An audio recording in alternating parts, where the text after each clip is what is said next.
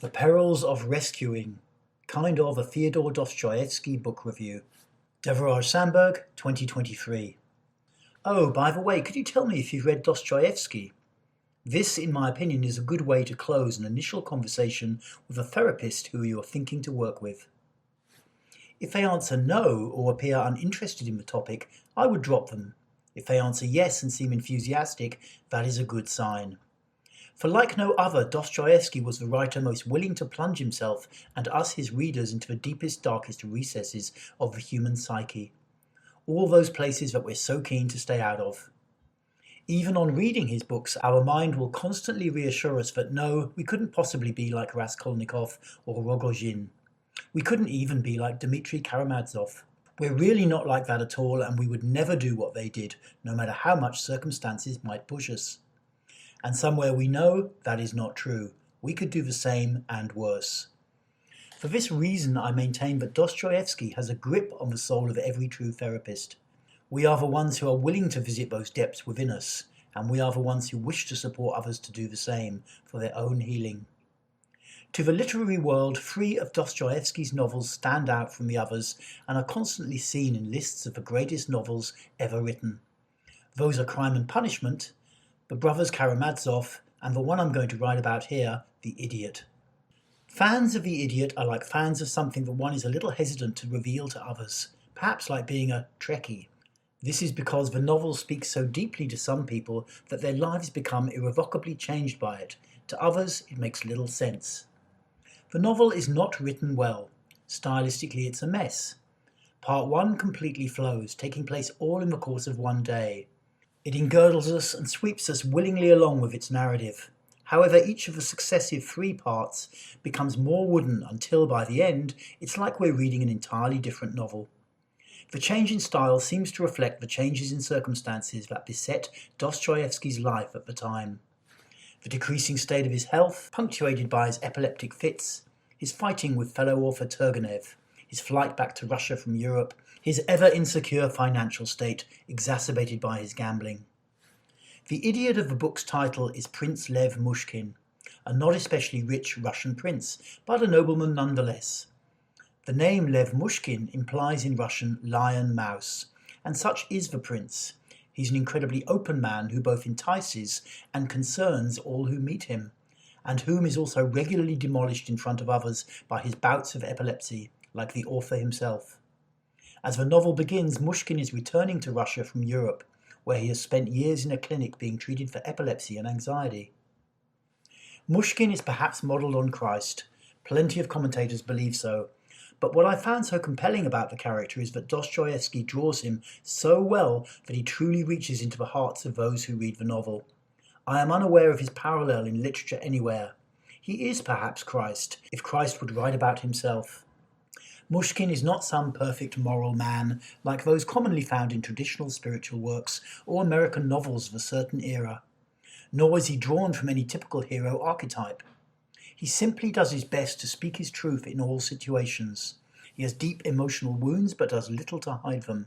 In one of the novel's early scenes, he finds himself in a meeting with a wealthy and important man, General Epanchin, and an ambitious and aggressive young man, Ganya. Mushkin does nothing to try to impress them, but just talks of his feelings on arriving in their company and being without money. They are initially nonplussed by this seemingly worthless young vagabond, but his sheer openness also intrigues them, and they soon warm to him. Such scenes are repeated throughout the novel. Mushkin is compelling because he is the man who hides beneath the surface of all men. He is who we know we would be if we only dared to be that open and vulnerable. Mushkin fascinates both the other male characters of the novel and the reader because he is like a case study in what might happen if we were ourselves totally open and vulnerable. Somewhere all of us men know that socially we live a lie. We have learned the game of being a man and do our best to play it. We compete with other men and hide our heart and our feelings behind a practiced facade. We try to do what we think is expected of us. Mushkin is compelling because he just doesn't play that game. Dostoevsky drew the numerous male characters in the novel from archetypal forms. One by one, as they interact with the central character, they become utterly intrigued by him, whether they be alcoholics, liars, angry young men, military men, seducers, administrators, noblemen, or brawlers. Mushkin's capacity for openness seems to command respect from all, even though there is little else about him, in particular his appearance, to suggest that he deserves it.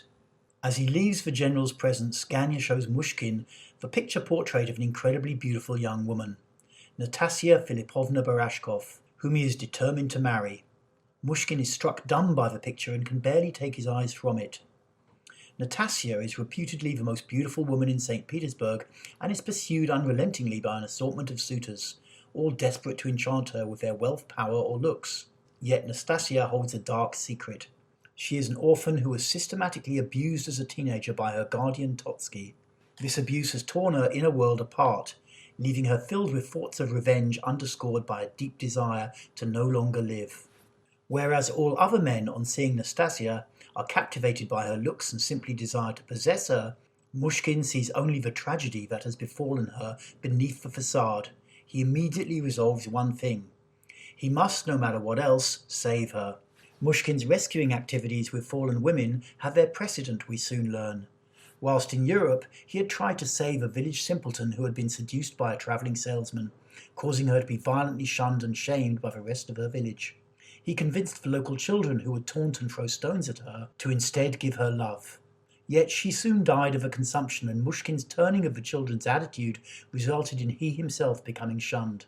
Having intrigued and impressed General Ipanchin and been offered a room in Ganya's house, Mushkin is taken to meet the general's wife and 3 daughters. These he also captivates with his bizarre openness and honesty, again after their initial skepticism. After the meeting, the youngest and prettiest of the 3, 22-year-old Aglaya, begins to have designs on perhaps making him her husband, thoughts she drives away when she thinks about him more rationally. We now have 3 of the 4 main protagonists, Mushkin, Nastasia, and Aglaya. We of course need an especially evil male to complete things and to balance out Mushkin's goodness. Enter Rogojin, whom Mushkin randomly met in the novel's opening scene, where the 2 found themselves in the same compartment of the train to St. Petersburg. A corrupt, violent, and yet successful merchant, Rogojin is also determined to marry Nastasia. He wants to possess her totally and holds the upper hand towards this end for one reason. Nastasia recognizes in Rogojin the person whom the wounded side of her truly seeks, the one who will kill her. Part 1 of the novel concludes with the scandalous entry of Nastasia, Rogojin, and the crowd of drunks they hang out with into a formal social gathering where Mushkin and Ganya happen to be present. Although she has never met him before and initially takes him for a servant, Nastasia becomes fascinated by Mushkin and, at a party later that night, briefly agrees to marry him. Having spent a significant chunk of his novel describing the events of just one day, Dostoevsky now moves things forward some months and relocates the action from St. Petersburg to Pavlovsk, a nearby resort town. Nastasia, having lived with Mushkin for a little while, has left him for Rogojin, whom she also leaves sporadically for other suitors. This behaviour attracts gossip that she is a loose woman, something the novel infers not to be true. Mushkin regularly agonises over his inability to save Nastasia, whilst Rogojin, desperate to possess her fully, is constantly tormented by her apparent love for the prince. Nastasia uses Rogojin's jealous nature to torture him, letting him get close and then telling him that it is Mushkin that she truly loves. Rogojin begins to obsess on killing Mushkin and indeed attempts to stab him to death one afternoon as he walks up the stairs in his hotel. Mushkin is saved by an epileptic fit which sends him falling down the stairs and out of Rogojin's grasp. Recuperating with friends, Mushkin becomes convinced that Rogojin intends to kill Nastasia, fueling his desperation to save her still further. Meanwhile, Aglaya has herself become fixated on Mushkin. She arranges secret meetings with him, yet, when asked, laughs outright at the suggestion that she wishes to marry him or is even interested in him. Outwardly, she regards him as a complete idiot. Her sisters and mother shake their head at her forthrightness, seeing clearly that she is deeply in love with the prince. Aglaya too is pursued by an assortment of eligible young men, including the unfortunate Ganya, all of whom she merrily dismisses with girlish caprice. In the meantime, Nastasia, many social classes beneath Aglaya, has taken up residence in a nearby mansion, donated by a man enraptured by her beauty. She becomes a social magnet in Pavlovsk, soon surrounded by all sorts of colourful characters from all walks of life. She is driven around in a luxury carriage and finds ways to regularly antagonise the wealthy of the district. One afternoon in a local park, she and Rogojin cause a scene in front of the strolling Ipanchin family. The prince ends up grabbing the arms of a young officer to stop him from striking Nastasia, who herself has just struck him across the face with a riding whip. Mushkin later narrowly avoids having to fight a duel with the young officer who has demanded satisfaction. At a gathering of the Epanchins and other wealthy friends where Mushkin is also present, Aglaya assists on reading out a well-known Russian poem about an unfortunate character known as the Poor Knight. In the poem, the knight's demise results from his fixation on perfect beauty in the form of Mother Mary. Aglaya reads the poem faithfully but for one sentence, where she substitutes the initials on the knight's shield for NFB, signifying Nastasia Filipovna Barashkov. In so doing, she is letting Mushkin know that she sees him as this poor knight, and that, whilst laughing at his obsession with Nastasia, she is also not concerned about it. By now, Mushkin himself has fallen well and truly in love with Aglaya, and professes to her family his desire to marry her. Mushkin's love for Aglaya is more a traditional romantic love, and while she herself persists in ridiculing him and insisting that she has no interest in him whatsoever, he knows from her behaviour that this is untrue. Seeing their favourite daughter's unacknowledged desire to marry Mushkin, the Epanchins decide to hold a formal social gathering where the most important public personages of the district will be present. Their intention is to show Mushkin off to them, allowing him to gain social acceptance and thus, they hope, clearing the way for the couple to marry.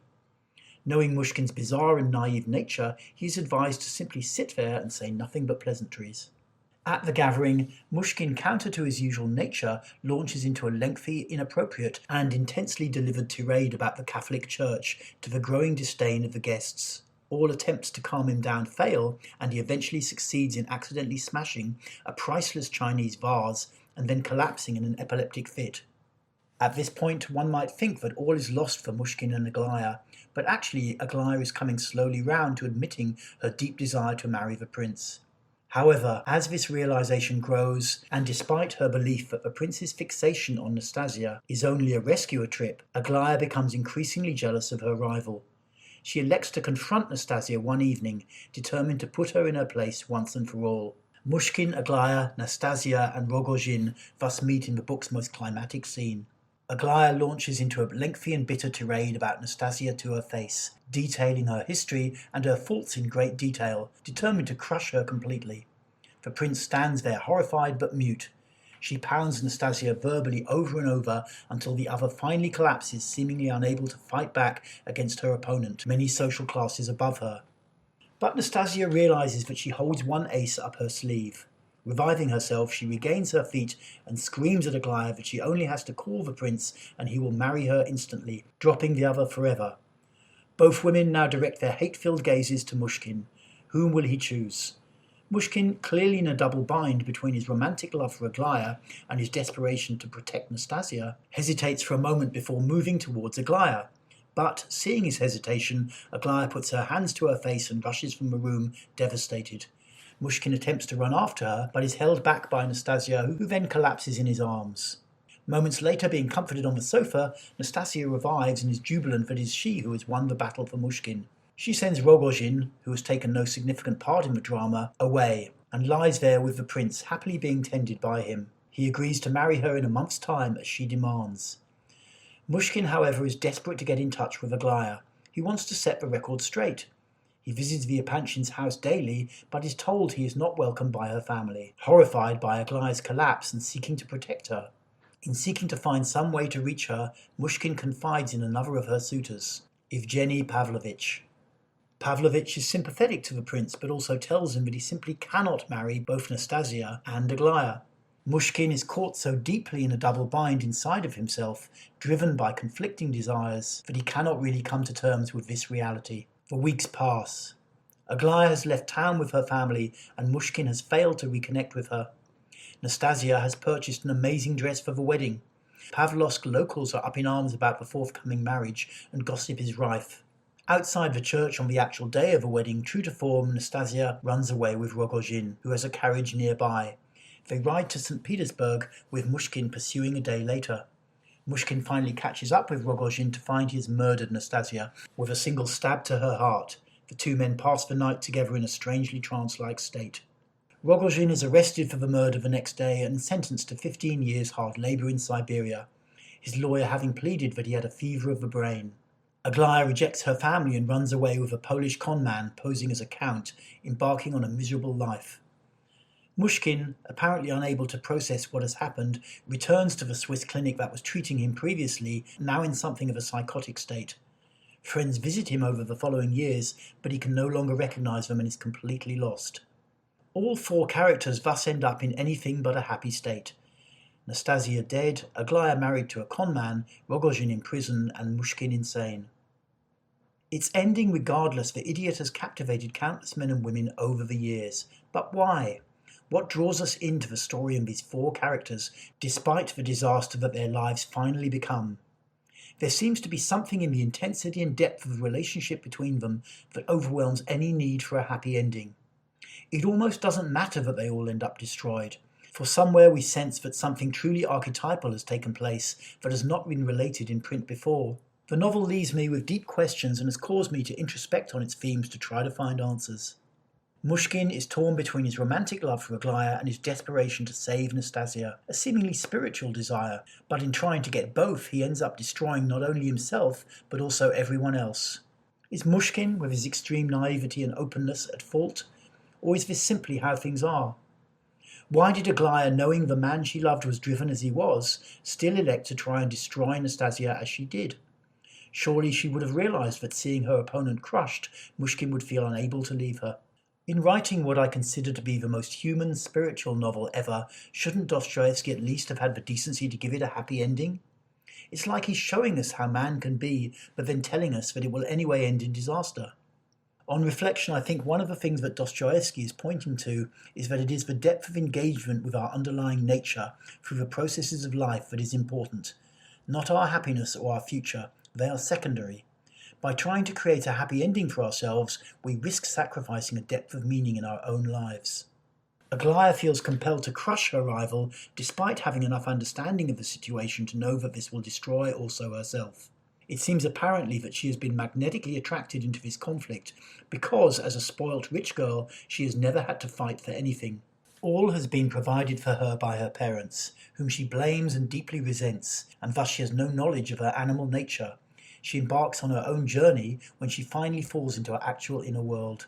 Mushkin is compelled by his spiritual nature to try to save Nastasia, refusing to see that doing so will destroy not only her, but also the woman he loves. He is Christ-like in his feelings and attitude, but insufficiently grounded to function in the world, and thus finally only succeeds in creating still more pain and suffering, not least for himself. Nastasia might struggle to receive love, and always end up clinging to her damaged self-image, but I suspect that she also does not want a man who merely wants to save her. Mushkin, so driven by his need to save and rescue, simply cannot recognize this. Rogozhin fills the part of her that desires revenge on society. Time and again she chooses this option over the possibility of self-healing. The idiot is superbly rich in human psychology. The character of Mushkin, with his Christ-like openness that draws people in, regardless of their social status, also points us to one possible way forwards.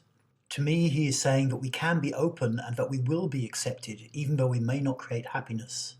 Indeed, by having his lead character pursued by two of the most beautiful women in the city, he could even be said to be encouraging young men to share more of their heart. Yet, on a deeper level, Dostoevsky is presenting our mind and the mind of Western man with a deep challenge. Are you willing to be authentic and to trust, even if you have no way of knowing how it will end?